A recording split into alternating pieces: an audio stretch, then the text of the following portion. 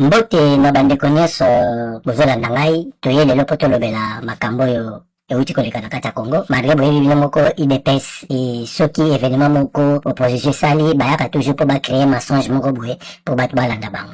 Bomoni makambo euti koleka na kati ya kini ya mwana mwasi oyo biso lelo totie abala violation faite aux femmes. Donc ça veut dire toboyi ba violence contre les femmes. Donc ça veut dire bango ba akiza M23 ba akiza Rwanda ba akiza batandenge na ndenge na violence.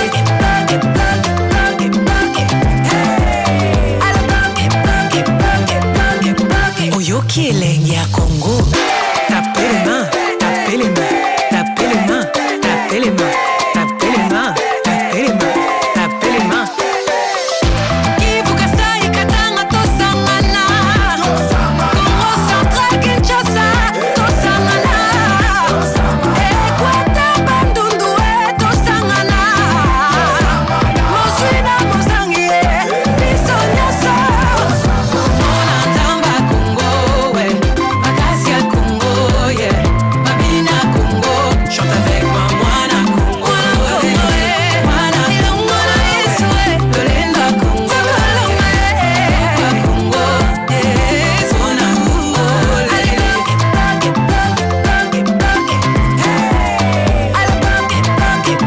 Mbote na bandeko nyonso bozolanda ngai toye lelo po tolobela makambo oyo euti koleka na kati ya Congo malgré boyebi bino moko IDPS soki événement moko opposition esali bayaka toujours po bacréer mensonge moko boye po bato balanda bango.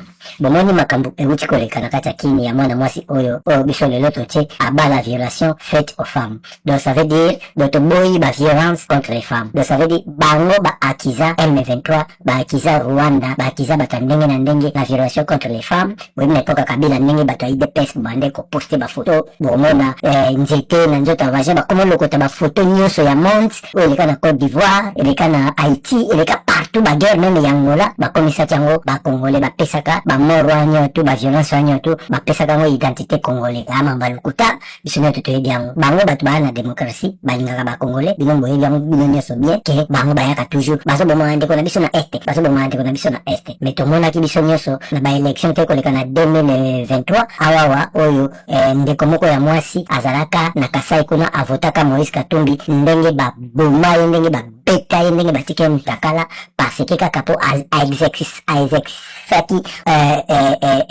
droit na ye ya kopona choix na ye lokola ponaki choix na bango te bazwaka mwana mwasi wana bamutakalizaki ye bavideo ezali bino nyoto bozomona na bandeko ya IDPS na kati ya Kasai bomona ndenge babeta bato nami na Congo Central po bakendaka discours ya Moïse Katumbi bomoni bino moko ndenge bazwi mwana mwasi oyo bamutakalize ezaka ye moko te na Kinshasa bamutakalize ata ebele bino moko boyebi makambo bato bazosala mwana mwasi oyo asala crime te otiake na logique mondiale logique européenne te mais mondiale polisi soka ye esika braquage esalami elongi polisi asalaka polisi alukaka nano asorganize aisole place wana pengani bato nyonso bazalaki place wana batikali bango moko ba autorité place wana nini bakosala bakozala na ba antibal na ba barrage antibal ya bango nano bapolisi mpo base protéger tomoni biso mo bapolisier wana bazalaki jamais na barrage antibal yalaka bakare moko ya minene batiaka liboso na bango bazokende mwa liboso mwa moke bazotala mpo bapusana ti na banki basodana balai mutakala ça veut dire mwana mwasi oyo soki aprepare likambo na ye bien alingaka neutralize bango nyonso alingaka boma bango nyonso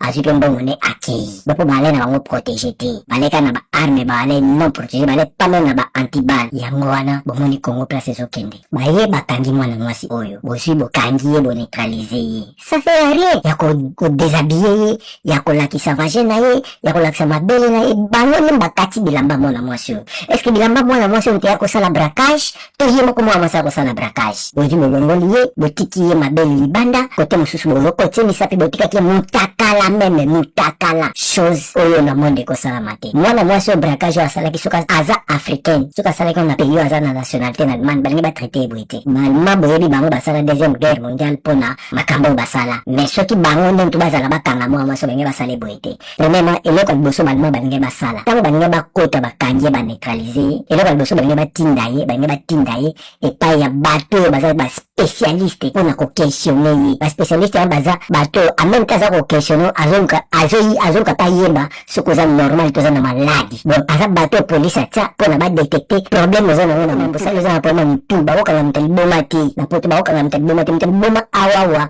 soki obomi moto na poto ewa liboso balaka badetecte so oza na problème ya mutu problème mental so badetecte kona na problème mental ate obomaki mutu bakolibere yo parce que osali wana se ya liboma na se ya fou bakolibere yo na Europe ube na monde na loi international bakolibere yo parce que osali wana sa maladi eloko liboso balingi basala yango wana mwana mwasi otanga asalaki yango bango nde bakangaki ye il fallait baluka baexpert oyo baspécialiste ya makambo wana balunga bayeba osali yango mpona nini na ntango ya banda koloba kote bakoyeba soki na problème mutu te na problème mutu te bamisu bazoka baza na dépression soki aza na dépression soki asalaki wana sa dépression soki ozwi mutu aboyi bokangi ye tala mosusu soteli na foto na policier mosusu liboko na ye azobenda ye suki mosusu asimbi ye na tolo na mabele okangi yango mpo nini oyeba te miso asalaki wana sa maladi so asalaki wana sa maladi koma bokomisa motu ti na niveau oyo boisole boemilie ye eputa aza congolaise soki ezalaki nanga baobomana ndeko na biso na este baobomana ndeko na biso na este badiscours wana toyokango epa na bino bataliban oyo bosali na kati ya Kinshasa baspera poto balingi bazwa ye babandi kointervive bazoyoka ye na bakestion na bango batunaka baza na liste nango bazoyeba so bapose question bazoyeba so réponse opesa nango bazoyeba deya so oza na problème na mutu oza maladi bango bakangi mwana mwasi oyo na même sur place devant bacaméra devant batelefone na bango batie bazotune bakestion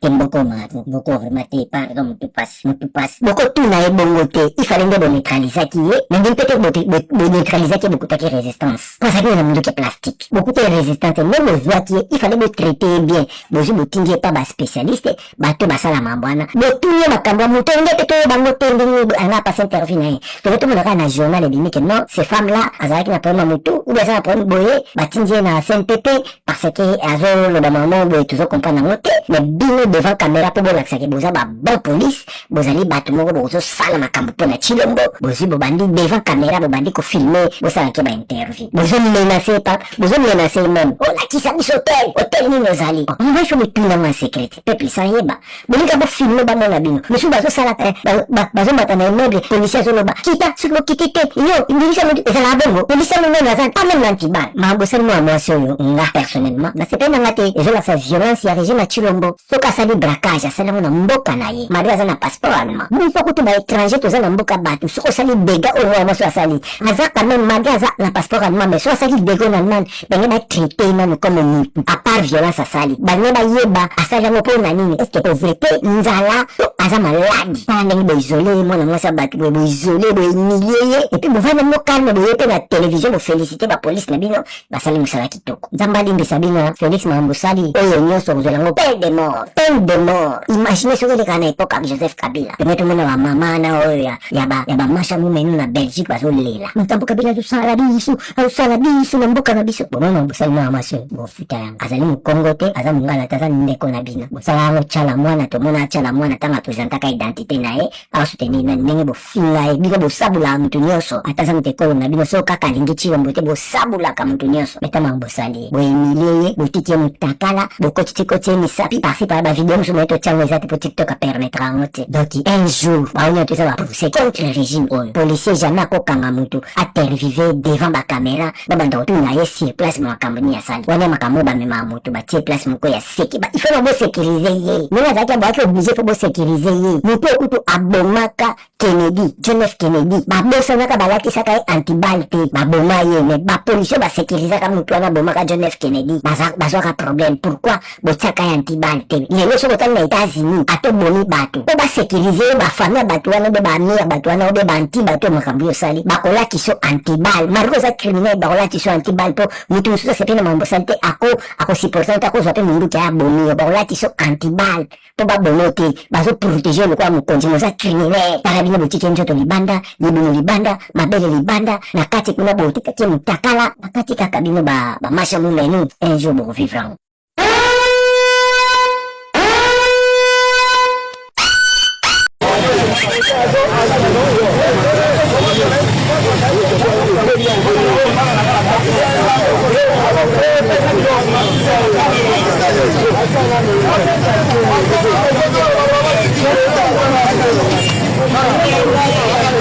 Thank you.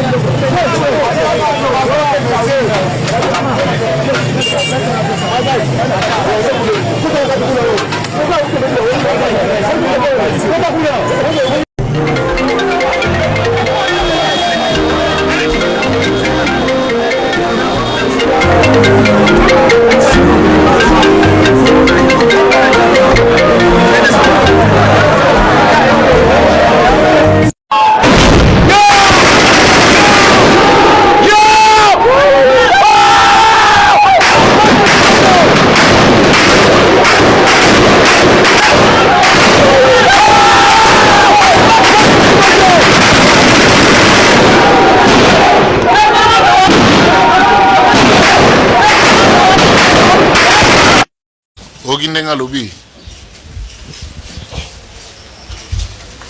Naoki. Est-ce que Okiko sembo la place à Boukimo Lukuta? Est-ce que Zali? Ou bien lobby parfaitement dingue? À lobby à soloté. Lobby à soloté, hein? Ok, pesa à solo. Pourtant, événement oya zolo ba ya cercueil. Et non ya temple ya mwana mwasi wana.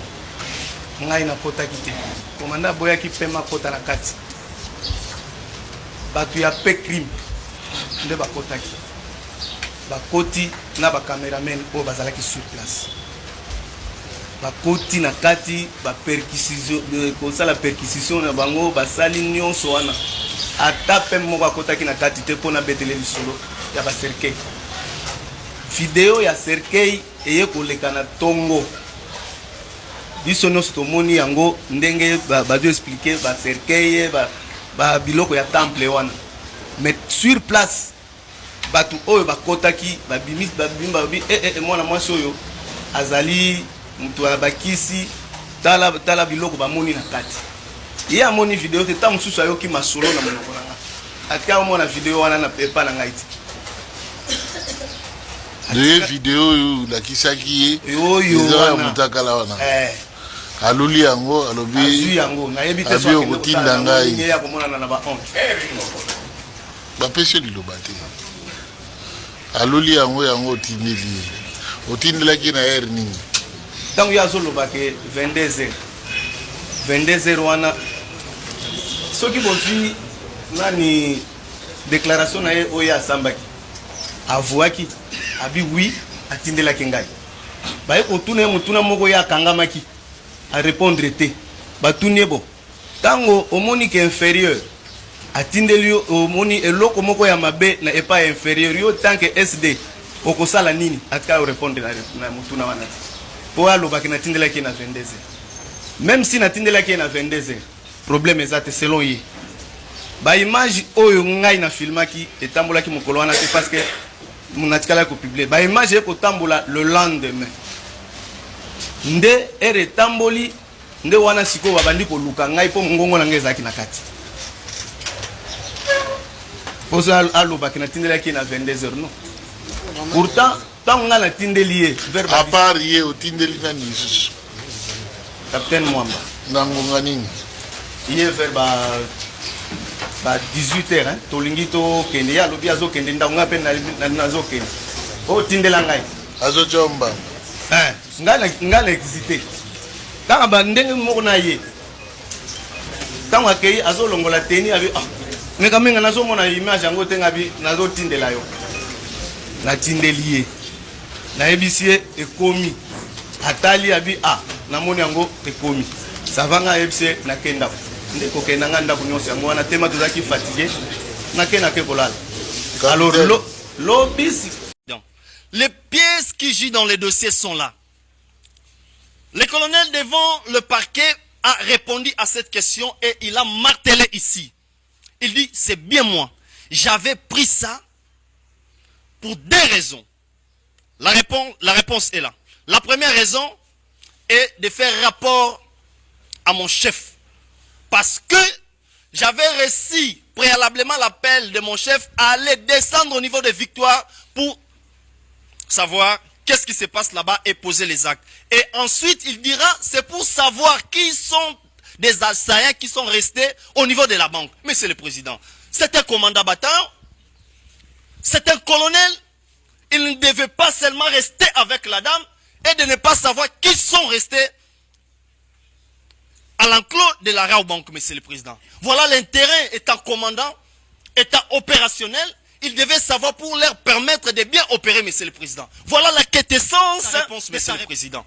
Et il ne s'est pas arrêté là, monsieur le premier président. Il est allé trop loin.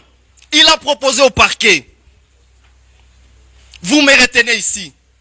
Est-ce que vous avez pris soin de pouvoir savoir l'auteur et les liens où on a publié? C'est ainsi que notre client au parquet, il a proposé. Est-ce que vous ne pouvez pas saisir les services compétents? Vous ne pouvez pas requérir, monsieur le président. D'ailleurs, c'est une demande, monsieur le premier président, distingué membre de la Cour. La défense du colonel fait une demande au besoin de pouvoir requérir les services compétents pour savoir.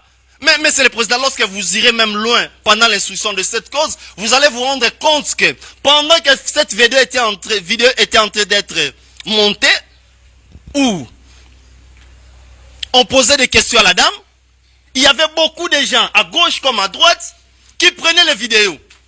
Monsieur le président, parce que nous sommes en collectif, sous votre autorisation, monsieur le premier président, vous accorderez le collectif de pouvoir compléter notre client, nous avons dit.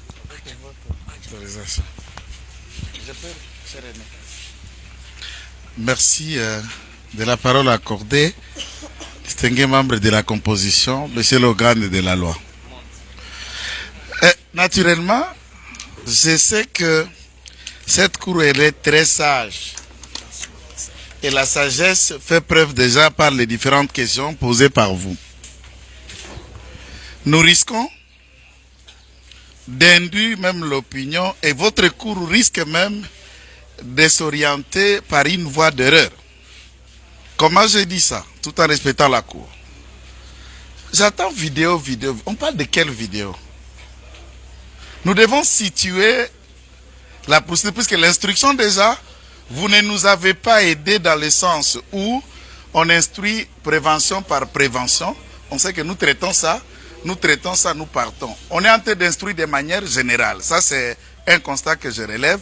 La Cour peut regarder à tout moment, on est encore au début. Deuxièmement, dès l'instruction, il semble, et vous découvrez aussi que à partir de la banque, la dame était déjà à moitié nue. Alors, parlons-nous des vidéos à l'intérieur de la banque. Parlons-nous des vidéos de la banque vers la Jeep, de la Jeep vers le camp, les bataillons ou déjà au bataillon. Quand vous nous situez à ce moment-là, on sait éventuellement faire la différence de ce genre d'éléments pour qu'on comprenne mieux, puisqu'on risque de pas... Moi j'ai filmé, on risquerait de croire que le colonel Désiré a filmé cette femme nue. Non. On risquerait. Merci beaucoup. Et pour votre intervention aussi pertinente, la Cour voulait rappeler que nous avons été saisis sous la procédure de flagrance. Il n'y a pas de décision de renvoi, donc nous n'avions pas des infractions préalablement établies pour lesquelles le ministère public est en train de pourchasser le prévenu devant la Cour. Mais il nous a donné tout simplement les faits de manière sommaire. Ensemble avec la Cour et les prévenus, à travers la narration d'un chacun, la Cour va orienter son instruction dans le sens de retenir quelques infractions éventuelles qui pouvaient être retenues. Mais jusque-là, nous sommes encore dans les préliminaires, parce que vous voyez la manière dont les prévenus se renferment dans les dénégations. Donc il fallait insister pour voir ces derniers s'ouvrir. Donc la procédure est encore devant nous. On espère peut-être que les prévenus vont changer la stratégie de défense.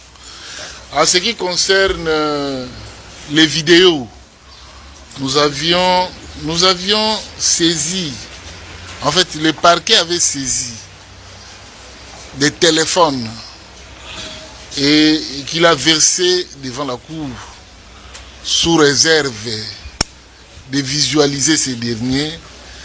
Et la Cour a entendu de la voix des prévenus, de certains prévenus parler des vidéos.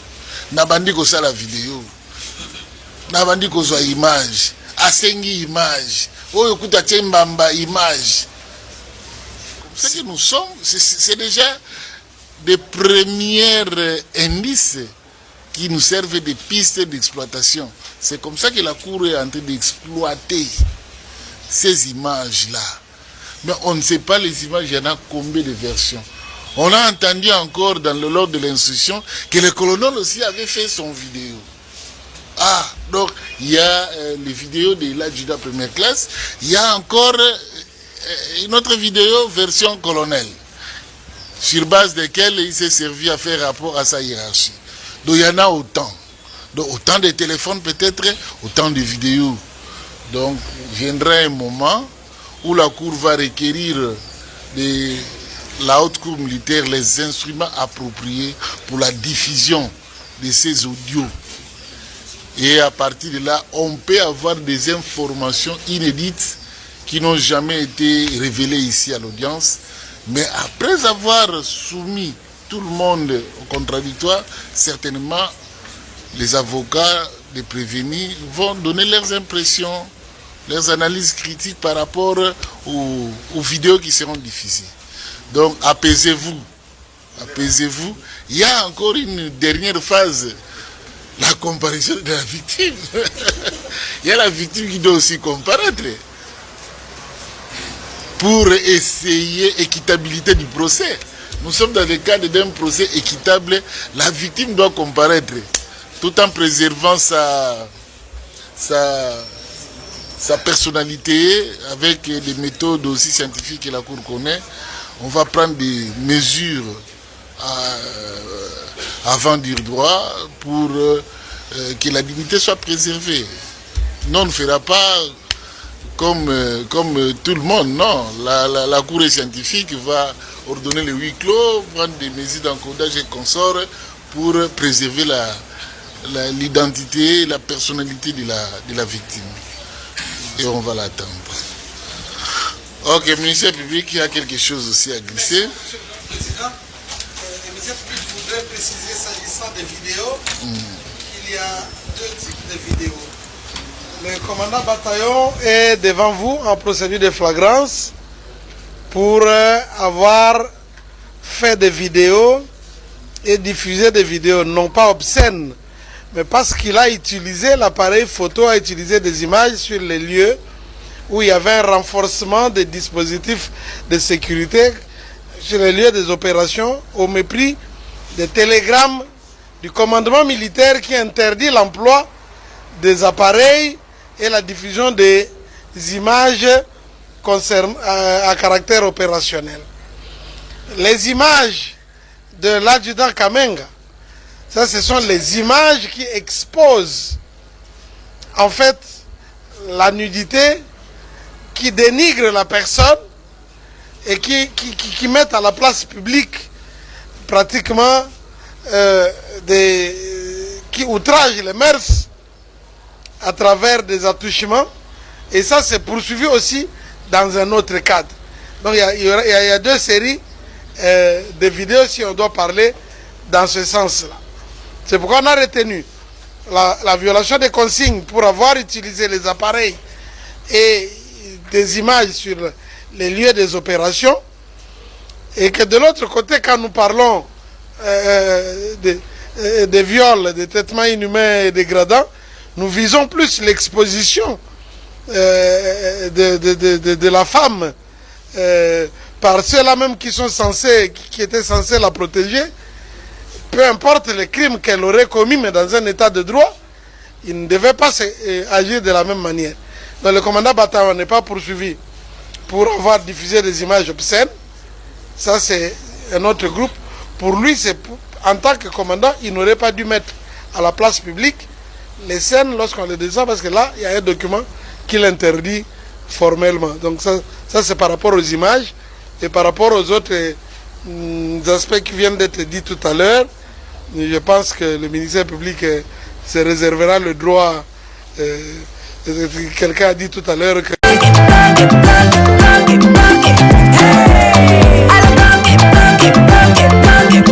Oyoki elenge ya Congo, tapelema, tapelema, tapelema. Goma.